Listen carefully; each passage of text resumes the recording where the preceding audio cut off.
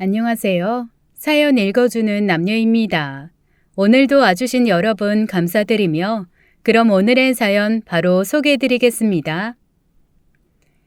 안녕하세요. 저는 60대 여성이랍니다. 저는 부모님이 만들어 놓으신 재산 덕분에 어려운 것은 하나도 모르고 성장했고 무난하게 대학에 입학해서 평생 직업으로 누구나 선망하는 선생님이 되었답니다. 거기다가 남들이 보기에 호리호리하고 큰 키에 보통을 능가하는 예쁜 외모까지 초중고 시절과 대학 시절을 거치면서 저는 누구나 동경하는 그런 학생이었어요. 그리고 첫 사회생활을 시작한 학교에서도 그랬죠. 저의 전공은 무용이었어요. 미래의 이사도라 덩컨을 꿈꾸었었죠. 무용에만 집중할 수 있도록 지원해 주실 수 있는 재산이 집에 충분했지만 뭐랄까 사회 경험을 좀 해보고 싶었어요. 부모님도 약혼자도 편안하게만 자란 제가 사회생활을 겪어보는 게 좋을 거라는 의견에 동의했답니다.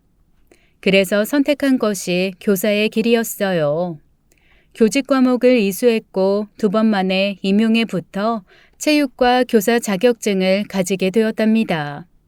저의 전공이 무용이기 때문에 무용 과목이 체육 과목 중에 포함되어 있는 사립고등학교에서 저의 첫 사회생활이 시작되었어요. 김 선생님, 저 술 약해요. 여기서 더 마시면 취해요. 전 그만 마셔야겠어요. 최 선생님. 우리가 인설에 데리고 온 학생들도 놀다가 모두 안전하게 숙소로 갔어요. 선생님들끼리도 한잔할 시간 있어야죠. 우리가 언제 학교 생활에서 이렇게 터놓고 술 한잔하면서 허심탄회하게 이야기할 수 있는 시간이 있겠어요. 김 선생, 제 인생을 바꿔놓은 그 사람은 그날 그렇게 제게 계속 술을 권했답니다. 여름방학 각 반의 반장과 부반장들을 데리고 임원 수련회를 서울 근교로 가게 되었어요. 공부에 시달린 학생들은 그날만은 공부를 잊고 그 밤을 보내다가 모두 지쳤는지 숙소로 돌아간 후였죠. 자연스럽게 선생님들끼리의 술자리가 시작되었답니다. 여선생님은 저와 세계사 선생님을 포함해 둘뿐이었고 같이 간 8명 중 6명은 남자 선생님들 뿐이었죠. 저는 술에는 약한 편이지만 숙소 바로 앞에서의 술자리였고 다른 선생님들도 계셨기 때문에 저의 주량에서 조금 넘게 마시면서도 크게 걱정하지 않고 느긋한 취기를 느끼고 있었답니다. 제게 계속 술을 권하던 김민영 선생님은 영어과 선생님으로 대학원을 다니면서 교사직을 수행하고 있는 실력 있는 교사였어요. 대학원에서 석사를 마치면 박사 과정에도 입학할 것이라고 했고 웬만하면 고등학교를 떠나 작은 지방 대학이라도 자리를 잡고 싶다고 했었죠. 학교에서는 김 선생님을 우리 학교에 잡아두기 위해서 노력했어요. 그도 그럴 것이 그 실력으로 따지면 학부모님들과 다른 선생님들이 모두 신뢰하는 그런 선생님이셨거든요. 거기다가 평상시에 교사라는 직업에 걸맞는 단정한 용모와 성실한 태도 때문에 제가 많은 사람들의 동경을 받는 교사였던 것처럼 김 선생도 역시 많은 사람의 신뢰를 받고 있는 우리 학교의 보배 같은 선생님이었죠. 인격적으로도 나무랄 데 없는 사람이라는 평가가 자자했고 학생들에게도 인기가 높은 선생님이었습니다. 여러 교사들이 같이 있었고 그런 김 선생님이 권하는 술이기에 저는 제 주량을 약간 초과했어도 안심하고 심하게 취하지 않을 정도로만 마시자고 생각했었죠. 그렇게 술이 1잔, 2잔 들어가고 어느새 제 주량을 많이 초과했었나 봐요. 저는 그날 밤 그 운명의 밤에 추위를 심하게 느끼며 눈을 떴답니다. 숙소에 창문이 열려있나 보다 싶었어요. 많이 마시기는 했었나 보다 생각하고 몸을 일으키기 위해 애를 쓰던 순간 저는 제가 믿지 못할 광경 속에 주인공이 되어 있다는 것을 알 수 있었습니다. 얼핏 정신을 차렸을 때 어떤 남자가 제 옆에 나란히 누워있는 게 보였죠. 다음 순간 저는 소스라치게 놀랐어요. 김 선생님, 이게 어떻게 된 거예요? 저한테 도대체 무슨 짓을 하신 거예요? 느낌이 너무나 이상했답니다. 여자의 직감으로 끔찍한 일이 제게 일어났다는 것을 알 수 있었어요. 저를 억지로 술자리에 앉혀두고 있던 김 선생이 다른 선생님들이 다 숙소로 돌아가자 산속으로 저를 이끌어 갔었던 것 같았어요. 저에게는 이미 결혼을 굳게 약속하고 집안에서도 마치 아들같이 대하시는 약혼자도 있었는데 말입니다. 김 선생은 제게 반말로 음흉하게 속삭였어요. 이 일 소문나면 누구한테 불리한지 잘 알고 있겠지. 이 바닥 아직 보수적인 바닥이라서 여 선생한테 절대적으로 불리하겠지. 아야 알아서 처신할 거라고 믿어. 그리고 금지 오겹 당신이라면 세상에서 가장 귀한 보물로 알고 있는 부모님들한테도 이런 일 당했다가는 말 못하겠지. 아야 어떻게 되는지 한번 찾아가서 말씀드려볼까? 사진도 여러 장 찍어두었는데. 어떻게 이럴 수가? 어떻게? 눈물만이 솟구쳤답니다. 나 결혼할 사람 이미 정해져 있는 사람이에요. 어떻게 이럴 수가 있어요? 이건 범죄라고요. 범죄? 무슨 소리야? 최 선생이 먼저 꼬셨잖아. 나 최 선생 따라온 죄밖에 없어. 뭐라고요? 막말로 증거 있어? 아이 그럼 어디 한번 세상에 대고 외쳐보던지. 내가 훨씬 덜 취해 있었고 내 말이라면 다 신뢰해주는 주변 사람들이 어떻게 나올지 한번 실험해볼까? 무슨 일을 당했는지 깨어나서야 알게 된 제가 어떤 저항을 할 수 있었을까요? 김 선생이 찍었다는 사진의 정체는 보지 않아도 알 일이었죠. 그때만 해도 보수적인 시절이었어요. 지금이야 그런 일을 당하면 먼저 산부인과에 달려가 필요한 조치를 취하고 범인을 잡는 일이 보통 일이 되었지만 당시만 해도 그런 일은 전혀 존재하지도 않을 때였죠. 그렇게 제 인생을 바꿔놓은 여름 학생 임원 수련회가 끝나고 학교로 돌아왔어요. 김 선생의 말대로 저는 어느새 이 일이 알려지지 않을까 노심초사하는 사람이 되어 있었습니다. 학교에도 부모님에게도 알릴 수 없는 일이었죠. 그리고 결혼을 약속했던 그 사람에게 도대체 이 일을 어떻게 말해야 할지 알 수 없었어요. 아니, 말하지 않고 숨기는 게 옳다고 생각했습니다. 당시에 이런 일을 당한 많은 여성들은 이런 생각을 했었어요. 저도 그런 여성들 중 한 사람이었고요. 그 일이 있은 후에 집으로 돌아온 저는 식음을 전폐하고 알아두었습니다. 부모님의 걱정은 끝이 없으셨어요. 저는 부모님이 세상에서 가장 귀해하시는 외동딸이었답니다. 부모님의 모든 생활은 바로 저를 위한 것이었다고 해도 과언이 아니었어요. 돈을 버시는 것도 집을 더 넓혀 이사하시는 것도 하다못해 먹을 것 하나를 사오시는 일에도 저를 먼저 생각하셨죠. 그런 부모님께 못된 인간을 만나서 이렇게 되었다는 말씀을 드려야 한다고 생각하니 가슴이 메어오도록 아팠어요. 저는 결국 부모님께 함구하기로 했답니다. 김 선생의 말처럼 학교에도 이야기하기 어려웠어요. 최 선생님, 갑자기 왜 사직하시는지 이해가 잘 안 가네요. 학생들과의 관계도 좋으시고 근무 평가도 좋으신 분이 말입니다. 무슨 특별한 이유라도 있으십니까? 아니요, 교장 선생님. 몸이 아파서요. 사실 얼마 전부터 건강이 좀 안 좋아지기 시작했어요. 병원에선 이유도 확실하지 않다고 하네요. 제가 얼른 물러나야 좋은 후임자가 올 거고 그래야 학생들에게 피해가는 일도 없겠죠. 그렇게 학교를 사직했어요. 그리고 집안에만 틀어박혀 부모님의 걱정거리가 되고 있었습니다. 그런데 그것이 끝이 아니라 바로 시작이었어요. 수련회에서 그 끔찍한 밤을 겪고 난 후 몇 개월이 지나서 저는 불현듯 생리가 3개월간 없었다는 것을 깨달았습니다. 아이를 기다리는 예비 엄마 같았으면 1개월만 건너뛰었어도 알 일이었겠죠. 하지만 저는 전혀 그런 사람이 아닐 뿐 아니라 그날 이후 그 무엇도 신경 쓰지 못하는 상태였어요.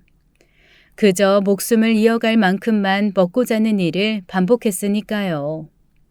승민 씨는 저와 결혼을 굳게 약속했고 집에서도 사윗감으로 아주 마음에 들어하는 사람이었어요.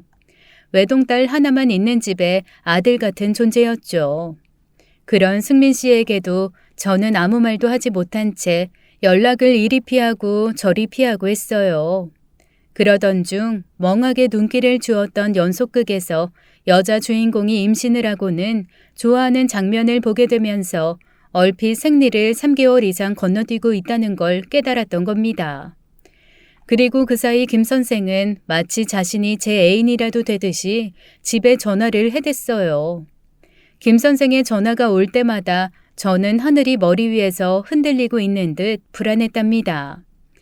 혹시라도 부모님에게 이 일을 이야기하지 않을까 싶은 생각에서였어요. 그것을 10분 활용한 김 선생은 아주 자유롭게 우리 집에 전화를 걸어댔고 제 직장 동료였다는 점을 들어 자신이 필요할 때 또 자유롭게 저와 통화를 하곤 했습니다.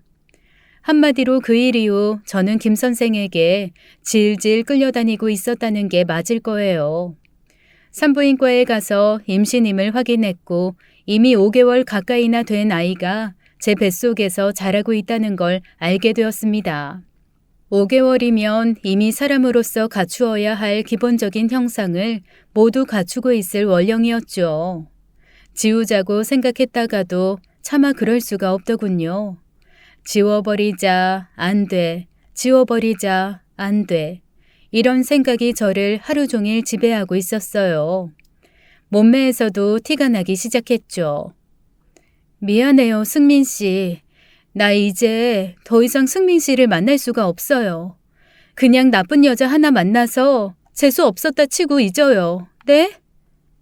정확한 이야기를 전달할 수는 없었고 그냥 무턱대고 이렇게 이야기했어요. 말도 안 돼. 어떻게 그럴 수가 있겠어. 우리가 사랑한 시간이 10년도 넘어. 나 당신 말고 다른 사람 생각한 일 결코 없고 당신도 그럴 것이라고 생각하고 있어. 도대체 왜 이러는 거야? 이유라도 말해줘. 이유?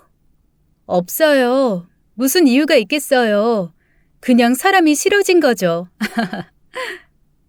미친 사람처럼 웃으면서 그냥 그 사람을 떼어내고자 노력했어요. 이런 상태로 제가 어떻게 그 사람을 만나고 또 결혼을 하겠어요.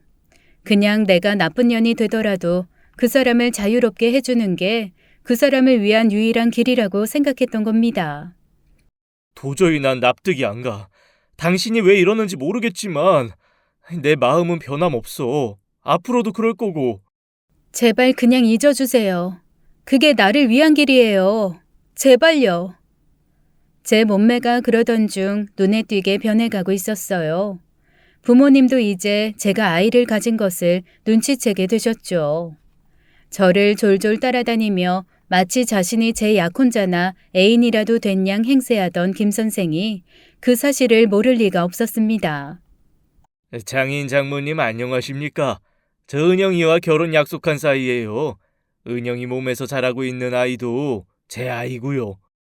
김 선생은 이렇게 우리 부모님에게 저에게 의논도 하지 않고 폭탄 선언을 하고 말았어요. 부모님은 놀라서 거의 기절을 할 정도가 되셨었죠. 결혼도 하기 전에 아이를 가진 딸. 부모님의 입장에서는 그나마 그 아이의 아비 되는 사람이 딸을 버리지 않았다는 것을 다행으로 생각하셨는지도 모르겠어요.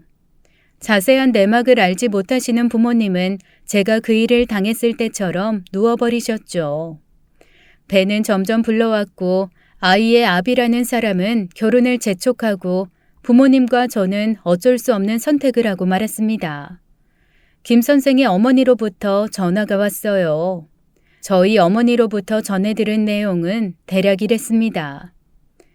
여자가 몸을 함부로 놀려서 혼전에 애를 가졌다는 게 며느리로 맞아들이기에 결코 좋은 조건은 아니죠. 우리 아들이 하도 따님 아니면 결혼을 않겠다고 하는 바람에 받아들이는 거예요. 우리 어머니는 묵묵부답이셨을 밖에요. 그때까지만 해도 자세한 내막을 모르셨으니 말이에요. 승민 씨는 마지막이라고 해도 좋으니 만나자고 했습니다. 그때는 이미 제 배가 어느 정도 불러서 육안으로도 임산부임을 알 수 있을 때였죠. 집 앞에서 며칠을 죽치고 있다가 간신히 저를 본 승민 씨에게 저는 일부러 청첩장을 들고 나가서 그 사람의 눈앞에 들이밀었습니다. 결혼식이 일주일도 안 남았을 때였어요. 다른 남자와 결혼한다는 통보, 청첩장을 그 사람에게 내밀면서 저는 그만 눈물을 펑펑 쏟고 말았습니다. 내가 세상에서 태어나서 사랑했던 유일한 남자였어요. 저도 그 사람처럼 여전히 그 사람을 사랑하고 있었죠.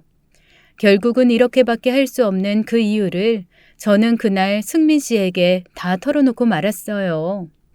부모님께도 차마 할 수 없는 말이었죠. 승민 씨는 세상이 무너진 듯 서럽게 우는 저를 다독이면서 또 말했습니다. 어떤 모습이건 어디에 있건 저를 사랑할 것이라고, 그리고 저를 지켜주지 못한 자신의 책임도 있다고 했어요. 그 책임, 그것 때문에 평생 동안 아파하면서 살 것이라고도 했죠. 남보기엔 멀쩡한 결혼식이 치루어졌습니다.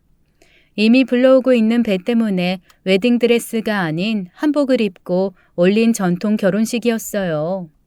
그렇지만 그런 일에 대한 사람들 눈치는 대부분 빤하죠. 야, 이거 두 사람 그렇게 안 봤는데 말이야. 이렇게 둘이 똑같이 응큼할 수가 있어? 뭐 결혼식이라도 올려주니 그게 고마울 지경이네, 참나. 그러게 말이에요. 최 선생님 그렇게 안 봤는데 말이에요. 얌전한 고양이가 부뚜막에 먼저 올라간다고 하더니만 그 말이 딱 맞네요. 학교 사직하신 이유가 바로 이거였구나.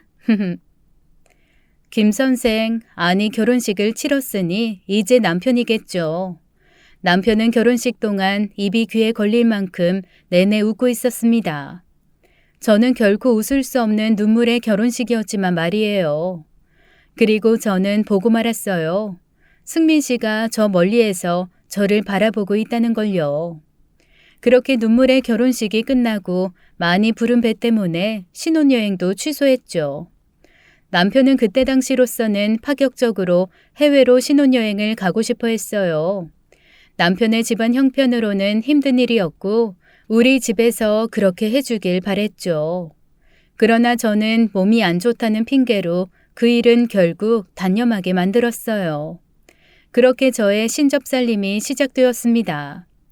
첫 아이, 정말 모진 난산이었어요. 이틀 이상 끔찍한 진통을 한 끝에 결국은 제왕절개로 아이를 낳았죠. 딸이었어요. 비록 갓난아기였지만 누가 보더라도 저를 꼭 빼닮은 아이였어요. 포대기에 쌓여 제 옆에 누워있는 저의 미니어처를 바라보면서 갑자기 그 아이가 불쌍하다는 생각이 들었습니다. 기쁨의 눈물 대신에 착잡한 감정이 눈물을 흘리게 만들었어요. 제 인생을 망가뜨린 남자의 아이지만 저와 저희 부모님을 닮아 선한 눈망울과 깨끗한 피부를 가진 아이였어요.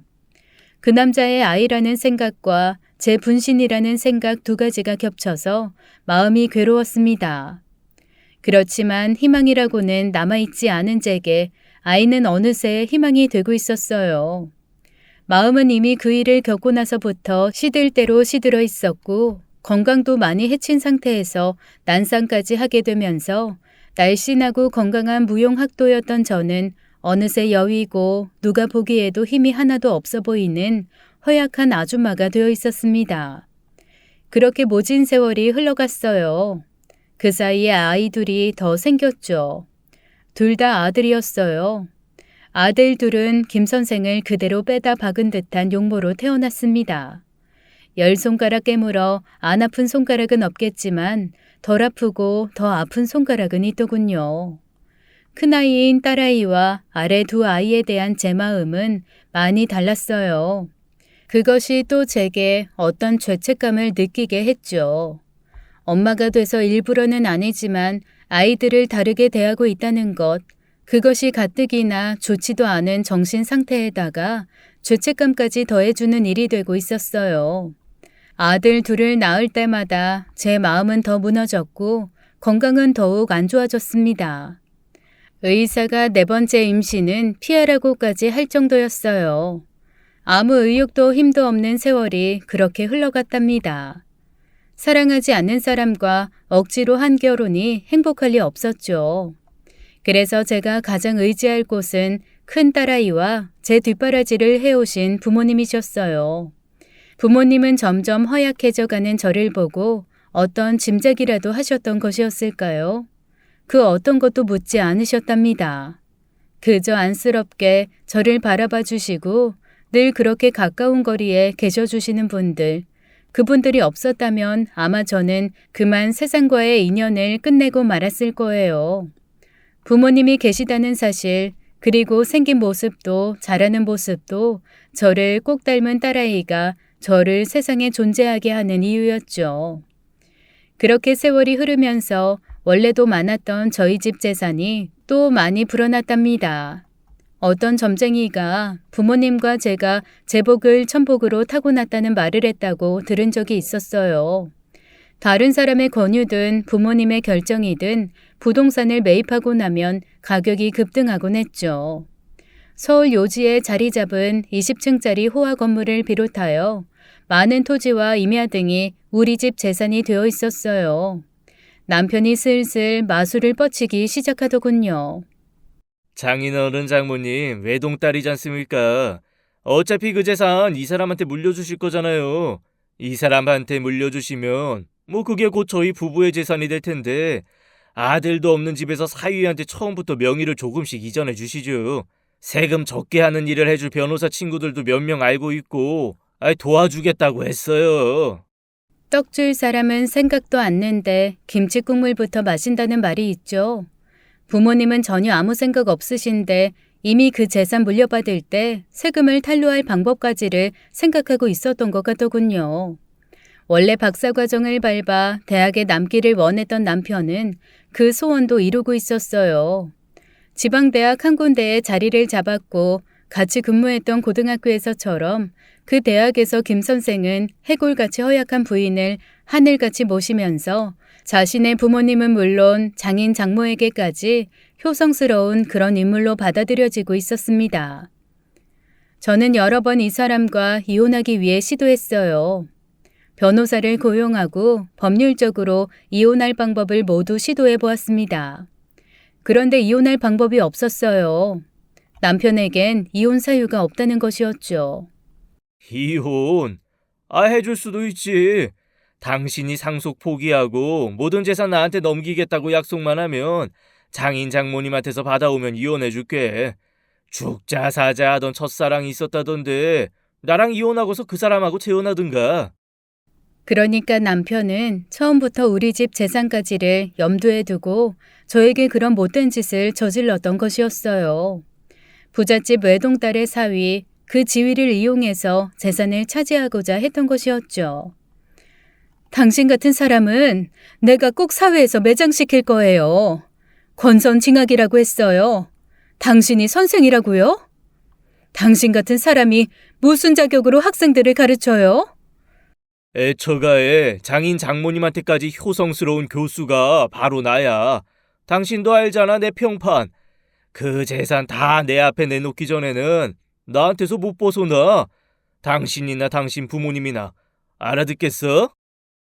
아이들도 이제 다 성장을 했고 부모님은 어느새 연로하셨죠.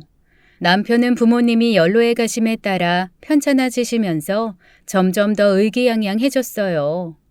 부모님이 돌아가시면서 어차피 그 재산은 모두 제게 돌아올 것이고 저 하나에 어떻게든 구워 삼든 협박을 하든 마음대로 할 수 있을 거라 믿는 것 같았죠. 한순간 한순간이 힘든 그런 삶이었어요. 그런데 그런 저를 더욱 힘들게 하는 일이 있었습니다. 그건 바로 아들 둘이 하나같이 제 아버지를 닮았다는 것이었죠. 생긴 것만으로도 부족해서 성품까지 모두 제 아버지를 닮아 있었어요. 아들 둘은 모두 집안의 재산을 믿고 공부 따위에는 애초에 관심도 없었죠. 오히려 집안의 재력을 믿고 학교에서 약한 학생들을 괴롭히기도 했어요. 그럴 때마다 남편은 학교에 가서 마치 좋은 아버지나 되는 듯 코가 땅에 닿도록 빌고 빌어서 선한 인상을 남기곤 했습니다. 제 죄가 큽니다. 제대로 가르치지 못한 제 죄예요. 저를 꾸짖어 주시고 못난 제 아들 한 번만 용서해 주세요. 다시는 이런 일 없도록 엄하게 가르치겠습니다. 부디 제 얼굴을 보서라도 선처해 주십시오. 제 존재는 이미 세상에 없는 사람처럼 되어 있었어요. 사회적으로 저는 이미 죽은 사람이었으니까요. 정말로 인격이 훌륭한 아버지의 자식들이 망나니로구나 정도로 사람들은 생각했어요. 그러나 집으로 들어오면 남편은 예의 그 재산의 명의 이전에 관한 일을 입에 담곤 했습니다. 그 옛날 사진 당신 부모님에게 한번 보여드려 볼까? 쥐도 절실하면 돌아서서 고양이에게 대드는 법이야. 쥐가 이빨 갈아서 덤비기 전에 빨리 부모님으로부터 상속받으라고. 엄마, 어차피 엄마 재산 우리 재산 될 건데 주실 건 일찍 좀 주시면 좋잖아요.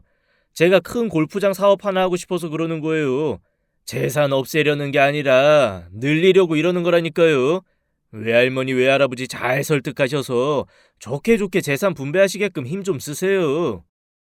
누가 그 아비의 아들 아니랄까봐 큰아들까지 이렇게 저를 괴롭히고 있었어요. 둘째 아들도 마찬가지였답니다. 그러면서 남편은 또 말했죠. 요즘 들어 큰아들 녀석이 머리 컸다고 저도 한몫 차지하겠다고 나서는데 그 녀석 마음대로 되지는 않을 거라고요. 똑같은 사람들끼리 아버지와 아들이라는 것도 잊은 채 진흙탕 싸움을 하고 있었습니다. 둘째 아들도 점점 재산에 대하여 적극적으로 행동하고 있었어요. 제 마음은 이제 아주 까맣게 타버려서 더 이상 타들어갈 데도 없었나 봐요. 그런 진흙탕 싸움이 이제는 이상하게 보이지도 않았으니 말입니다. 반면에 딸아이는 저를 닮아 욕심도 없는 아이였죠. 거기에 또 저를 닮아 예술 분야의 소질도 보였어요. 딸도 제 전공을 따라서 무용을 하고 싶어 하더라고요. 원하는 대로 지원해 주었습니다. 딸아이는 오직 세계적인 무용가가 되겠다는 꿈을 실현하기 위해 노력했어요. 저는 딸아이가 제가 못 이룬 꿈을 이뤄주길 바랬답니다. 딸아이도 그것을 잘 알고 있었어요. 물론 딸은 자세한 내막을 알지는 못했죠. 그저 건강이 안 좋아진 엄마가 어느 순간에 무용을 포기했다는 정도로 알고 있었어요. 엄마, 나 이번에 국가에서 지원해주는 차세대 무용가 지원 프로그램에 선정됐어요. 유럽에서 저명한 무용가들에게 직접 배울 수 있게 된 거예요. 엄마, 너무 잘 됐죠? 아이고, 잘 됐구나. 이 엄마가 못 이룬 꿈을 네가 이뤄주길 바란다. 엄마는 어쨌든 너 하나 잘 되기를 바라고 사는 사람이니까 말이야. 그런데 엄마, 건강이 안 좋아서 그게 걱정이에요. 아픈 엄마를 두고 집을 떠난다는 게 불안해요. 외할아버지 할머니도 이제 연로하셨잖아요. 엄마가 아빠랑 그렇게 사이가 좋은 것도 아니고. 딸아이도 우리 부부가 금슬이 좋지 않다는 것을 물론 느꼈겠죠. 이유야 알 수 없었겠지만 제가 건강하지도 않은데 제 아버지와 제가 금슬도 좋지 않은 그런 상황에서 집을 떠나 유학을 결정하는 게 쉽지는 않았나 봅니다. 딸아이의 마음 씀씀이가 참 따뜻하고 고맙더군요. 그리고 딸아이의 말대로 연로하신 부모님은 예전과는 달리 기력을 많이 잃어버리고 계셨어요. 남편은 재산 상속에서 유리한 위치를 차지하기 위해 부모님들에게는 마치 입안의 혀처럼 굴었답니다. 남이 보면 정말 순수한 마음에서 나오는 효성으로 보였을 거예요. 저는 남편의 이런 용의주도한 태도로 인해 남편에게 혼인 생활을 지속할 수 없는 중대한 사유가 없는 한 이혼이 불가능하다는 것을 느꼈죠. 그런 상황 속에서 아이들이 성장해 딸도 아들들도 혼기에 접어들고 있었어요. 특히 딸은 집에 남자친구를 데리고 와서 인사를 시켰습니다. 공학 쪽에 공부를 하는 사람인데 딸과 같은 나라로 유학 가기 위해 준비하고 있다고 하더군요. 딸은 곧 결혼할 사람이 있었고 아들들도 사귀는 사람이 있는 것 같더라고요. 그래, 애들 결혼시킬 때까지만, 그리고 부모님 떠나실 때까지만 이를 악물고 살아보자. 그러고 나서 차라리 이 집안에서 내가 탈출을 해보자. 저 인간 버려두고 말이야. 길이 생기겠지. 이런 미래에 대한 설계는 제게 하나의 희망 같은 것이었어요. 그리고 딸아이가 유학을 마치고 들어오는 대로 사위만 좋다고 하면 데리고 살 생각이었습니다. 우리 예은이하고 같이 유학을 떠나겠다고. 혼자 보내기 걱정되던 차에 정말 잘된 일이로구만. 두 사람 다 자기 전공에만 뜻이 있는 사람들이니 나가면 꼭 성공해서 돌아와. 시간 걸리는 것이 무슨 상관인가. 그 정도야 얼마든지 지원할 수 있는 집안 아닌가. 남편이 딸과 사위의 유학을 바라는 데는 순수하지 않은 이유가 있었어요. 적어도 저는 그걸 알 수 있었죠. 그렇지 않아도 자신의 전공을 착실하게 공부하는 데만 관심이 있는 아이들, 거기다가 해외로 멀리까지 나가준다니 재산을 독차지하고 싶은 사람이 보기에는 더 없는 조건이었겠죠. 딸아이가 사귄다는 청년의 부모와 상견례를 하고 서둘러 날짜를 잡았습니다. 결혼 후 바로 해외로 나가게 되어 있었어요. 그런데 부모님이 연로해 가심에 따라 집안에 슬픈 일들이 생기기 시작했죠. 우선 아버지가 쓰러지셔서 생사를 오가시다가 간신히 일어나셨지만 거동이 불편하게 되시고 말았답니다. 말씀도 어눌하게 하실 정도로 많이 불편한 몸을 이끌고 하루하루를 지내셨어요. 휠체어로 움직이셨고 간병인의 도움을 받아 생활하셨죠. 어머니도 기력이 많이 딸리셔서 아버지를 적극적으로 돌봐드릴 수가 없는 상태였어요. 그러다가 결국은 나의 아버지가 먼저 하늘나라로 가시고 말았답니다. 아버지가 마지막 가시던 그날 저는 아버지의 유골이 든 함을 안고 펑펑 울었어요. 아버지, 정말 미안해요. 미안해요, 아버지. 미안해요. 오로지 미안하다는 그 말씀밖엔 아버지의 마지막 가시는 길에 드릴 말씀이 없었어요. 금지옥엽 키워주신 딸 노릇도 제대로 하지 못하고 그저 못 볼 꼴만 보여드린 세상의 불효녀, 바로 그 딸이 저였어요. 지팡이에 의지하시면서도 꿋꿋하게 울음을 참으셨던 어머니도 저의 이 흐느낌에는 그만 눈물을 터뜨리셨죠. 남편은 세상의 슬픔은 홀로 진 듯한 연기를 하고 있었어요. 장인어른, 이 불초한 사위를 두고 어디를 먼저 가십니까? 조금 더 지켜봐 주셔야죠. 이대로는 못 보내드립니다, 장인어른. 그 와중에도 역겨움이 솟구치더군요. 내 일생을 이렇게 망가뜨린 장본인, 재산을 차지하는데 장애물 하나는 이제 없어졌다고 생각하겠죠. 외할아버지가 갑작스럽게 쓰러지시면서 미뤄졌던 아이들의 출국이 이루어졌어요. 그쪽 학교의 학기 스케줄 상으로도 더 이상 출국을 미루기가 어려웠죠. 친정 어머니는 외손녀와 손녀 사위를 꼭 안아주시면서 말씀하셨어요. 네 엄마가 못 이룬 꿈을 네가 꼭 이뤄야 한다. 그게 젊어서 건강 잃고 무용을 포기하게 된 엄마에 대한 제일 큰 효도야. 너희들을 보는 게 이게 마지막이 될지도 모르겠구나. 내가 오래 살아서 우리 예은이가 세상에서 제일 유명한 무용가가 되는 걸 볼 수 있다면 얼마나 좋겠니? 그렇게 아이들은 떠나보냈답니다. 남편이 재산을 차지하는데 방해가 되는 장애물들이 하나둘씩 없어지고 있구나 하는 생각이 들었죠. 그리고 마음을 단단히 먹어야 한다고 생각했어요. 기력이 쇠하셔서 지팡이에 의지하시는 어머니와 저, 세상에는 이렇게 둘뿐이었죠. 저 인간 같지 않은 사람이 이제 재산을 독차지하는데 아무 장애도 없을 것이라고 생각할 것 같더군요.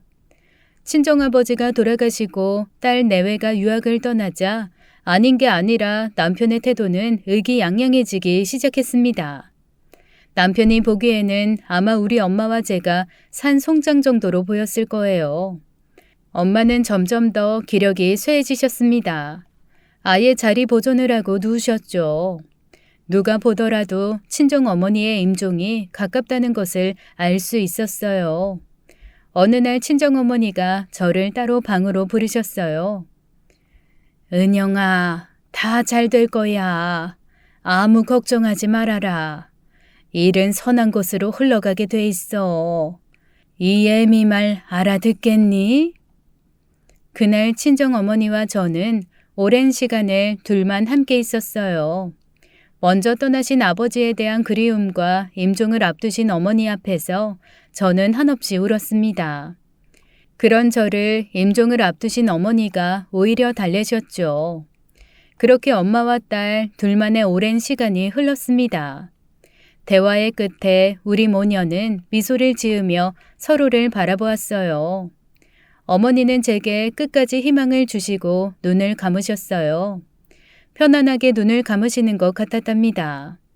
아마도 평생 당신이 가져오신 생각, 일은 선한 쪽으로 가게 되어 있다는 그 생각을 마지막 만남의 자리에서 확인할 수 있었기 때문에 제 눈에는 더 그렇게 보였는지도 모르겠어요.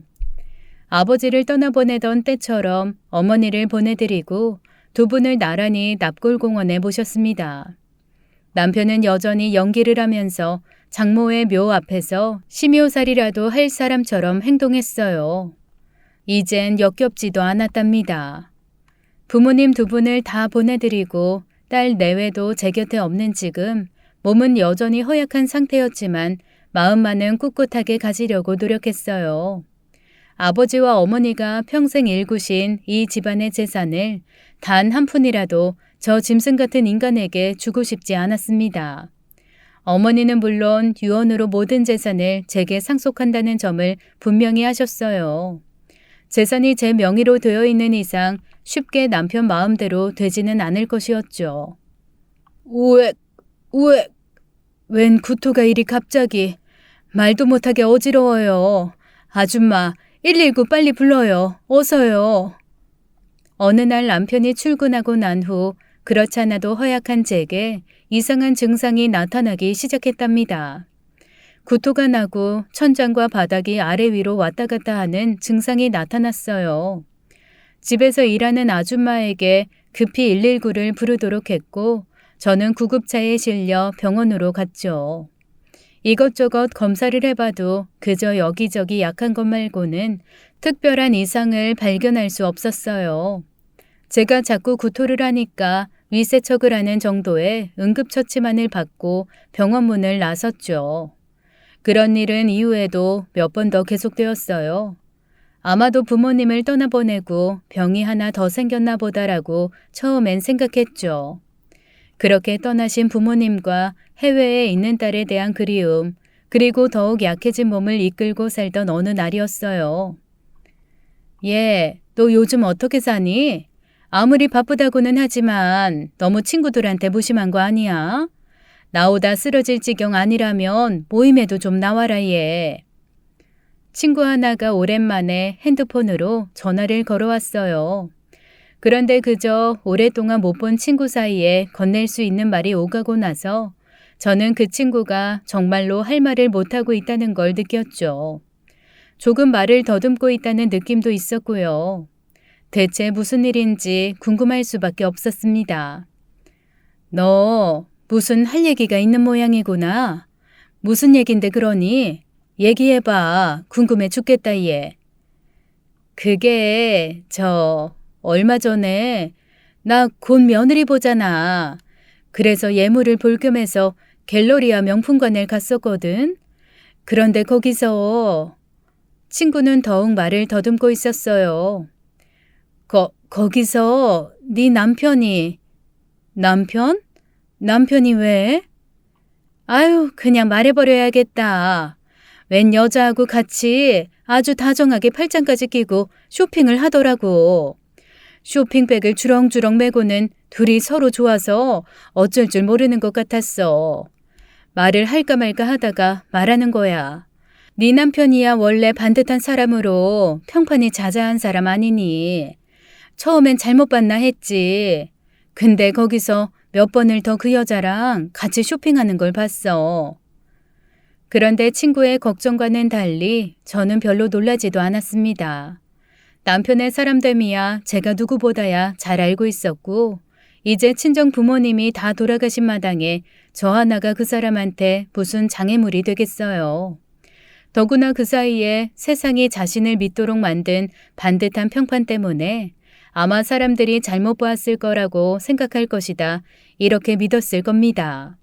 뻔했죠. 그냥 아무 생각 없이 입에서 나오는 대로 친구에게 대답해 주었습니다. 어머, 그래? 세상엔 닮은 사람도 많잖니 왜? 정말 우리 애들 아빠였어? 확실해? 잘못 본 거 아니고?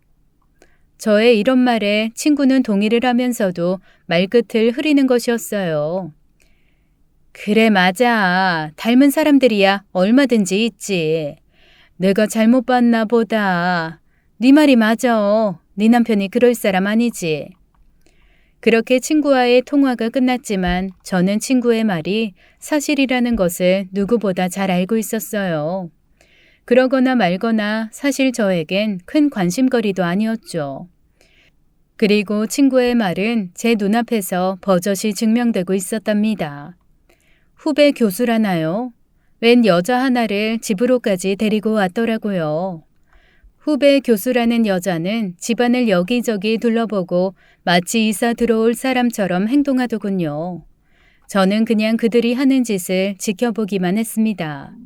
남편과 다른 방을 쓴 지 오래였고 둘이 남편의 방으로 나란히 들어가는 것을 보아도 별 감정이 없었어요. 우리 집에 자주 올 사람이야. 그저 친구야, 친구. 뭐 달리 생각하고 싶으면 그렇게 생각하고. 후배와 아주 다정해 보이네요. 아무리 다 큰 애들이라곤 하지만 애들 보는 데선 이러지 말아요. 아이들도 알 건 알아야지. 그 녀석들이 머리 컸다고 지들에게 돌아갈 떡고물을 생각하고 있는 모양인데 이 아버지가 견제하자는 것도 엄마는 더 이상 힘이 없다는 것도 깨달아야지. 수십 년 동안 하나도 변한 것 없는 남편, 참 저러기도 쉽지 않겠다 싶더라고요. 불륜녀는 그 이후에도 몇 차례나 저희 집에 드나들었어요. 남편과 불륜녀는 저를 마치 투명인간 취급하는 것 같았습니다. 남편의 방에 아예 들어앉아서 거의 하루 종일 있기도 하더군요. 그리고 일하는 아줌마들에게 가끔씩 뭔가를 지시하는 소리도 들려왔어요. 아들 둘은 사실 그런 일에는 관심도 없어 보였답니다. 아이들 걱정은 저 혼자만의 걱정이었어요. 엄마, 저 브랜드샵 하나 차리려고 해요. 종합 의류 브랜드인데 고급 브랜드예요. 엄마가 좀 차려주세요. 네? 기왕 주실 건데 좀 미리 주시는 것도 괜찮잖아요. 내가 너희들한테 재산 상속하겠다고 약속이라도 했니? 별 이상한 소리를 다 듣겠구나. 생각 중이다. 나중에 이야기하자. 어렸을 때부터 누나하고 우리를 차별 대우하시더만 설마 재산까지 누나한테 다 주려는 거 아니죠? 저희도 가만히 있지 않을 거예요. 가만히 안 있으면 어떻게 하게? 어디 마음대로 해보려무나. 궁금하구나. 어떻게 할지. 엄마, 그러지 마시고 조금 일찍 준다 생각하세요. 저 골프장 매물로 나온 거 보고 왔는데 그린이 우리나라에서는 찾기 어려울 정도로 좋아요. 이거 놓치면 엄마도 후회하세요. 우리 집 재산을 더 늘려줄 수단이라니까요. 이 상태에서 더 재산 늘리고 싶은 생각도 없어. 난 이거면 충분하거든. 그러니 네가 그런 걱정까지 안 해도 된다. 아들들은 저를 회유도 해보았다가 협박도 해보았다가 하더군요. 어쩌면 저렇게 지아빠만 닮았는지요. 하지만 저는 몸은 아플지 몰라도 마음만은 꿋꿋했답니다. 아무리 내 새끼들이라고 해도 올바른 마음가짐이 없는 아이들에게 외할아버지가 힘들여 일구신 재산을 나누어 줄 생각은 없었어요. 이런 상황에서 불륜녀는 남편이 있든 없든 우리 집을 자기 집 드나들듯이 하더군요. 그뿐이 아니었어요. 불륜녀의 친정 식구들까지도 우리 집에 드나들기 시작했죠. 처음에는 어떤 남자를 데리고 들어와서는 자신의 오빠라고 소개하더군요. 그 철딱선이 없는 아들들도 이번에는 좀 기가 막혀 하는 것 같더라고요. 이렇게 일방적으로 당하면서 저는 또 나머지 인생을 살아가고 있었죠. 주마등처럼 지난 일들이 머릿속을 스쳐갔습니다. 이제 그 세월들을 정리할 순간이 다가오고 있었어요. 제 방에 모셔져 있는 커다란 부모님 사진 앞에서 저는 손을 모으고 기도하듯 말했죠. 엄마, 아버지, 이제 때가 됐죠? 이제 제 나이도 적지 않은 나이네요. 엄마, 아버지, 저 꿋꿋하지만 그래도 더 용기를 주세요. 늦었지만 저 짐승 같은 인간과 헤어져서 지금부터라도 제 삶을 찾을 거예요. 저는 그렇게 한동안 부모님 사진 앞에 앉아서 기도를 드리듯 대화를 하고 나서 남편과 아이들을 불러 모았어요. 온 가족이 있는 앞에서 할 말이라서 이렇게 모두들 모이라고 했어요. 너희들도 잘 들어둬라. 니들이 그렇게 탐내는 재산과 관련 있는 얘기도 있으니 말이다. 엄마, 드디어 결정하신 거예요? 제 말씀대로 골프장 사주실 거죠? 진짜 우리 집 재산을 늘리는 것이 될 거라니까요. 우선 그 이야기에 앞서서 내 이야기를 먼저 해야겠구나. 나 오늘부로 네 아버지와 이혼한다. 그리고 네 아버지가 그렇게 바라는 내 재산은 한 푼도 네 아빠한테 줄 수 없어. 그러고 나서 저는 커다란 가방 하나를 테이블 위로 던져 놓았어요. 그 안에는 이것저것 다양한 물건들이 쏟아져 나왔죠. 산속에서의 그 사진들도 우르르 쏟아져 나왔어요. 사진의 필름도 같이 쏟아져 나왔죠. 저는 더 이상 부끄럽지 않았어요. 제가 그런 모습으로 사진에 찍혀 있었다는 것은 누군가 그런 사진을 일부러 찍었다는 것이 되니까요. 그런 사진을 찍은 사람의 의도가 좋은 것일 수 있을까요? 바로 그런 사진을 찍은 사람이 부끄러워해야 맞는 것이겠죠. 이게 도대체 어떻게 당신 손에? 이건 내가 평생 간직하던 것인데 이 어떻게... 그리고 또 쏟아져 나온 물건들이 있었어요. 수많은 약봉지들이 바로 그것들이었죠. 저는 제 인생이 바뀌던 그날 이후로 우울증을 달고 살았어요. 거의 평생을 우울증 약을 먹고 있었죠. 가방에서 쏟아져 나온 것이 제가 먹고 있는 우울증 약봉지들이었어요. 그리고 저는 또 다른 약이 든 큰 봉투 하나를 테이블로 던졌습니다. 거기서도 우르르 약이 쏟아져 나왔죠. 외관으로 보아서는 가방에서 먼저 쏟아져 나온 약들과 비슷해 보이는 두 가지가 얼른 구별되기 어려운 그런 약들이었어요. 남편의 얼굴이 흑빛이 되는 것이 제 눈에는 아주 선명하게 보였습니다. 그리고 불륜녀와 그 가족들이 집안을 마음대로 돌아다니는 영상 자료들까지 남편의 인간성을 증명해 줄 것들이 수십 년 얽힌 풀리듯 가방 속에서 흩어져 나왔어요. 남편은 서둘러 그 약들을 주워 담으려 하더군요. 숨겨보시죠, 김 선생님. 이미 의사 소견이 적힌 소견서랑 약의 사진들이 내 손에 증거로 다 있어요. 진짜 내가 먹어야 할 약들이 발견된 곳은 바로 당신 방이고요. 내 방에 있던 원래 먹어야 할 약들, 먹으면 안 될 약들로 바꿔치기 했더군요. 집안이 발칵 뒤집히고 남편은 처음으로 무기력한 모습을 보였어요. 그동안 협박의 수단으로 쓰였던 사진들과 필름, 제 수명을 단축하려고 제 방에 가져다 놓은 약과 진짜 우울증 약이 테이블 위에 펼쳐져 뒹굴고 있었습니다. 그동안 왜 이유 없이 속이 메스꺼웠는지 알 수 있었죠. 이혼 소송은 빠른 속도로 진행되었어요. 산속에서의 그 사진과 필름, 그리고 약을 바꿔치기 한 것만으로 충분히 이혼 사유가 되더군요. 그 긴 세월 동안의 즐기고도 모진 인연이 끝나는 순간이었습니다. 눈물과 웃음이 섞여 나왔어요. 남편이 그렇게 이혼을 당하고 나서 당연히 불륜녀와 그 가족은 더 이상 나타나지 않았습니다. 그런데 위세등등했던 제 아버지가 그렇게 쫓겨나고 나니 이번에는 아들 녀석들이 재산을 노리고 협박과 회유를 거듭하더군요. 저는 눈도 꿈쩍하지 않았어요. 이번에야말로 제 재산 관계를 깨끗이 마음속으로 정리한 저는 다시 아들들과 남편을 불러 모았죠. 남편, 아니 전 남편에게 제가 거짓말을 해서 불렀어요. 재산 상속에 대한 이야기를 할 건데 남편과도 관계가 있다고 하면서 말이죠. 재산 상속 문제 이야기하기에 앞서서 우선 니들한테 할 이야기가 있다. 이 엄마 재혼할 생각이야. 재혼 상대는 바로 우리 집 옆에 아파트 경비로 일하는 아저씨고. 그리고 내 남편 될 사람인 이상 재산 상속의 우선순위는 그 아저씨가 될 거다. 아파트 경비요? 엄마 제정신이에요? 평생 모은 재산으로 불우이웃 돕게요? 도대체 무슨 말도 안 되는 일을 벌이고 계신 거예요? 아이, 엄마 왜 이러시는 거예요? 몸이 편찮으시더니 이제 정신까지 이상해지는 거예요? 멀쩡할 자식들 놓고 60 넘어 다 늙은 나이에 결혼을 한다니요. 그리고 재산을 듣도 보다 못한 사람에게 다 넘긴다고요? 게다가 직업도 경비요? 엄마 미쳤어요?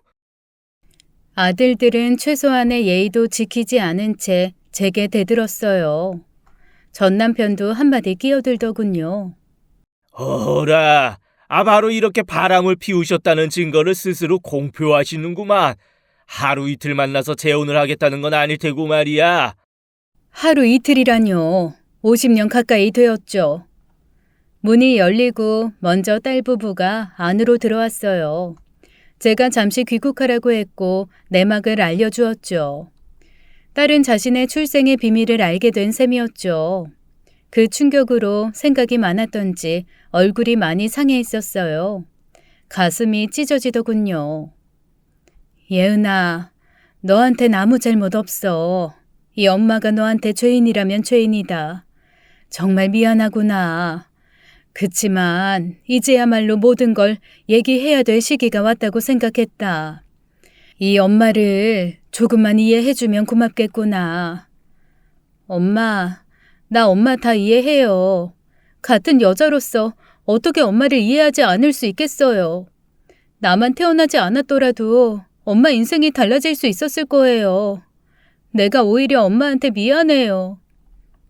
그리고 다음 순간 남자 한 사람과 여자 한 사람이 문을 열고 들어왔어요. 남자가 먼저 입을 열었죠. 나 은영 씨하고 결혼할 사람 한승민입니다. 30년 이상 늦었지만 이제라도 결혼해서 나머지 인생 은영 씨를 행복하게 해줄 겁니다.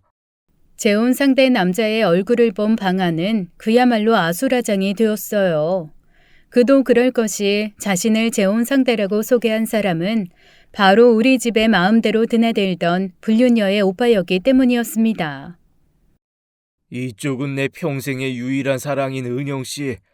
바로 그 은영 씨 친구이자 내 동생이지요. 그 재혼 상대가 불륜녀를 소개하는 것이었어요. 저는 은영이의 친구입니다. 은영이 어머니께서 저를 부르셨어요. 저는 은영이와 초등학교부터 고등학교까지 같이 다녔고 저희 아버지가 사업에 실패하셔서 힘드실 때 은영이 아버지 도움으로 일어나실 수 있었죠. 언젠가 그 은혜를 갚겠다고 생각했는데 정말 고맙게도 어머님께서 제게 은혜 갚을 기회를 주셨어요. 저와 오빠가 은영이를 그 인간으로부터 구해낼 사람이라고 하셨고요. 전 오빠에게 이야기 듣고 은영이의 결혼과 임신에 관한 사실이 어떤 건지 알게 되었어요. 그리고 은영이의 전 남편, 아니 사람 하나를 거의 죽이다시피 한 짐승 같은 사람에게 일부러 접근했던 거였고요. 친정 어머니께서 하셨던 말씀이 기억나네요. 모든 일은 선한 쪽으로 가게 되어 있단다. 아무 걱정하지 말아라 하시던 그 말씀 말이에요. 어머니는 그때 당신이 먼저 떠나시게 되더라도 이 딸을 살릴 수 있는 방법을 만들어 놓고 떠나신 거였어요. 남편에게 접근한 제 친구는 남편의 방을 드나들면서 그 산속에서의 사진을 비롯해서 바꿔치기 되어 있는 제 약봉지 등 모든 증거를 모아주었던 것이었답니다. 아마도 어머니는 이 모든 것을 미리 예상하셨겠죠. 아니 어쩌면 더 일찍 아버지와 의논을 하셨는지도 몰라요. 결혼도 안 한 딸의 임신, 그 앞에서 딸에 대해 실망하는 대신 그 내막을 알려고 노력하셨던 것인지도 모르겠습니다. 저는 더 이상의 재산상의 분쟁을 막기 위해 모든 재산을 제 진실한 남편 승민 씨의 명의로 돌려두었어요. 저한테 있다면 여전히 회유며 협박을 일삼을 수 있지만 새 아버지에게 모든 재산이 가 있다면 이야기는 달라지겠죠. 아이들이 모두 새 아버지와 혼인관계에서 출생한 아이들이 아니기 때문에 상속권을 주장하기가 어렵게 된다고 하더군요. 아들들에게는 일해서 돈을 버는 것이 얼마나 소중한 것인지를 가르쳐 주려고 합니다.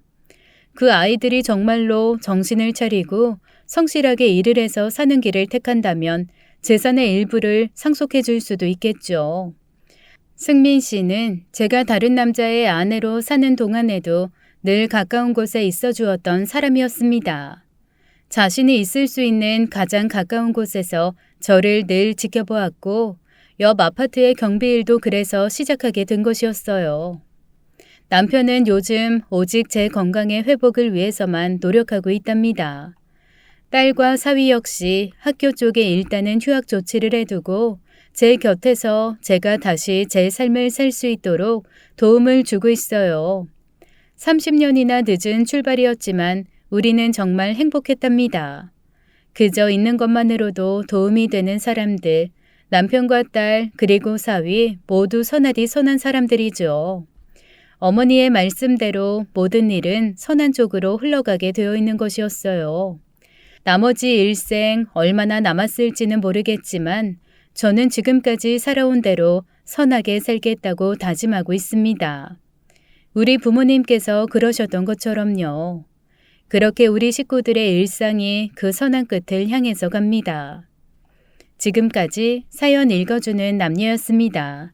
끝까지 시청해주신 여러분 감사드리며 저희는 다음 사연으로 돌아올게요. 감사합니다.